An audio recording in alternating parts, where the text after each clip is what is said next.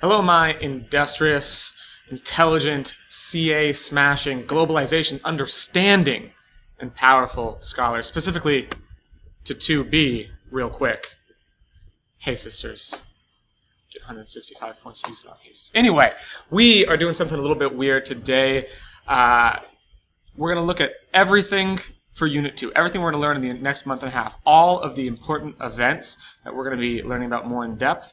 I'm going to try and tell you about all of them in the beginning so that you can look back at these notes and see in the bigger picture, what are we talking about in any specific day? Doing a little experiment.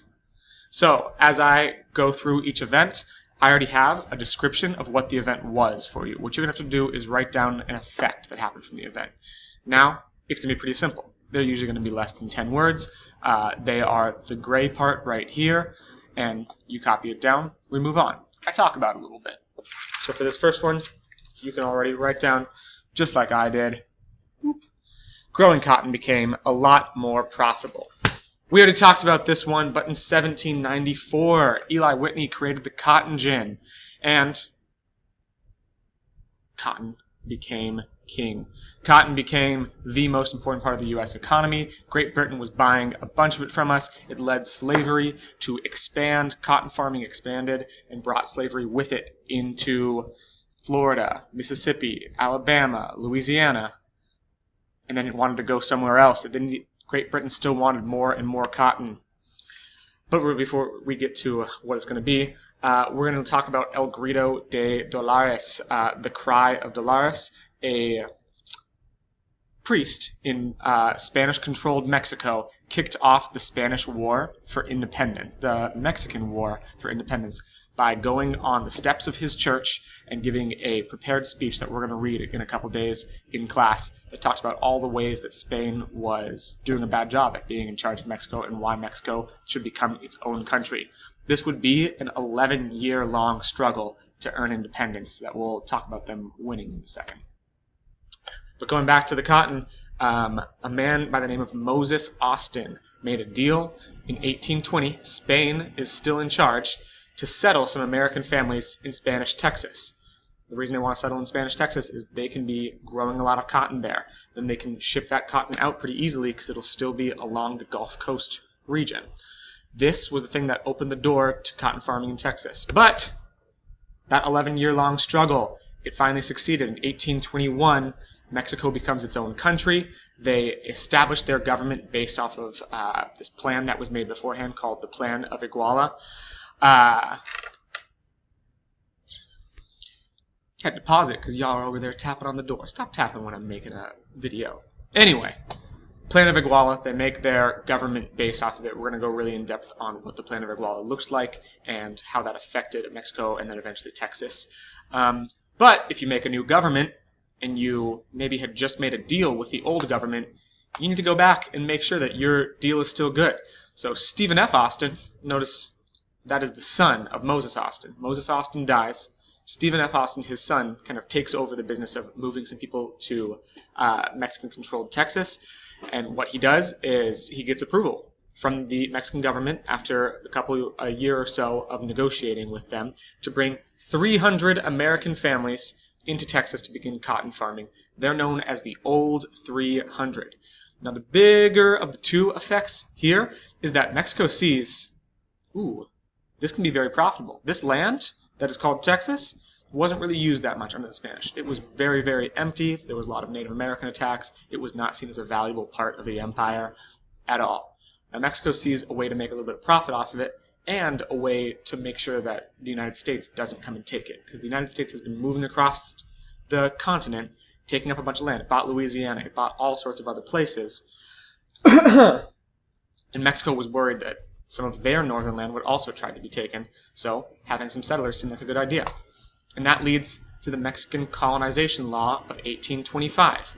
This is pretty much just an invitation to anyone who might want to establish a colony, who might want to bring in like another 300 families, or maybe more, maybe a little bit less, into Texas to get some more population, make some more money, and make sure the United States isn't coming in and stealing that and trying to take that land from Mexico. Fortunately, pretty quickly, one of those new colonies of mostly Americans. Something I forgot to mention here is that there were people coming in from Germany, people from Mexico who were taking up this opportunity, people from all over the world, but mostly it was Americans, because Americans were seeing all the profit that they could make off of the cotton farming like they were doing in the South. But one of those American colonies decided that it doesn't want to be underneath Mexico. There was some rules underneath this colonization law, and they didn't like those rules very much. They decide, we're going to try and rebel. We're going to try and establish our own country. They called their new country Fredonia. Cool name.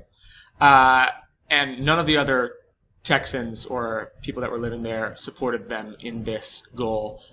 Also, you have the definition of Anglo-American in your notes just to make sure you understand that concept. And they didn't have any support from any of the other Americans that were living in Texas. The Mexican army came up and stomped it down real quick because no government's going to put up with a rebellion happening. But because of that rebellion, the Mexican government was like, okay, we've been inviting a lot of people in. We know America's possibly trying to take this land from us. Maybe we should go and have a better understanding of what's happening here. So they send this lovely gentleman, his name is General Mier. They send him up to Texas to say, just figure out what's going on exactly. He finds out that there are 5 Texans for every 5 Anglo-Texans for every 1 ethnically Mexican Texan, which is worrying for them because, those were the people that just rebelled a second ago. And they also find out that they're not super committed to being Catholic, which was one of the things they were required to do, and they're not super committed to the Mexican government or its style. They still see themselves very much as Americans. So what Mexico does, after it's not trusting the Americans very much anymore after these 2 events, is it passes a new law that puts a lot of limits on Texans. It stops new Americans from coming into Texas. It stops them from being able to trade with the United States, which is where most of their trade was doing, and kind of starts forcing them to do more trade with Mexico, and they see themselves losing money. They are there to grow cotton and make lots and lots of money, and they don't like that these new rules are being put in place, that they're not able to bring more of their family over, and they start to get angry. Texans start to get real angry because of this. Now, an important thing, 1833, Santa Anna becomes the president of Mexico. We're going to go in depth on Santa Anna. It's just important to know that at this point he became the president of Mexico. He is kind of a war hero who then became the president, and is a very key figure from this point on. But where we were, it was the Texans are feeling upset that these limits are being placed on them, so they have a convention. Generally, in this time period when people were feeling upset about things, they would have a convention to talk about what should be changed about it, and this convention is the second one, but at this one they decide to formally ask the Mexican government, hey, we need you to repeal that law for us. That law is causing all sorts of problems, and take it away. We came here so that we could make lots of money, and now you're making that so much harder for us, and our family can't join. Will you please take it away? Stephen F. Austin, that original person all the way back in the beginning who established the colony, he's the one who takes that letter to the Mexican government. The Mexican government says, we're not going to repeal that law. But apparently, Stephen F. Austin was writing a letter back saying that the Mexican government wasn't going for it and they're going to have to figure out some other strategy. The Mexican government got that letter as it was being transported up to Texas and found some things that they thought were very much Stephen F. Austin talking about building up a rebellion, talking about breaking away. Whether or not that's actually true, I don't know. But Anglo-Texans became even more angry because Stephen F. Austin is arrested for trying to incite a rebellion.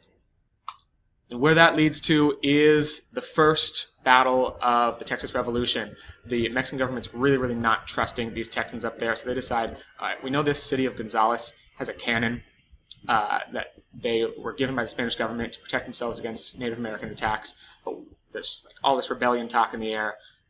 We should just cut it out. We should go up, take a small group, and go and get that cannon. The Texans heard about that, didn't like the sound of it, got all their guns, loaded up the cannon, and when the Mexican army arrived, they fired the guns and the cannon at them, and very quickly the rest of Texas started kicking out the Mexican army that was there.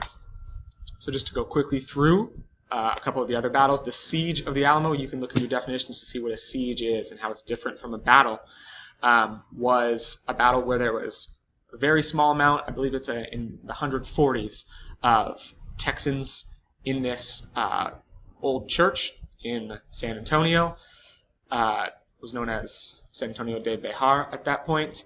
And in the Alamo, they hold off and try to fight off a much, much, much larger Mexican army. The Mexican army decides to kill every single person within that fort because they were not surrendering. So the Mexican army comes in. All of those men fighting within the fort were killed. And it became this inspiration for the rest of Texas. Texas was very much... People were very independent in Texas. But then when they heard what happened to the people at the Alamo, this became a rallying cry that they all built up behind. Remember, the Alamo was a big thing that pushed them. So only 2 days. So while the Alamo was under siege, because it was 14 days that the Mexican army was surrounding the Alamo, while it was under siege, there was another convention that happened where Texas wrote a formal declaration of independence that said, Mexico, you are no longer in charge of us. We are our own country. Bye-bye. Mexico didn't quite agree. We're going to keep on fighting the war to figure out who wins. And what happens soon after that is what's called the Goliad Massacre. 300 Texan prisoners were being held at the city of Goliad.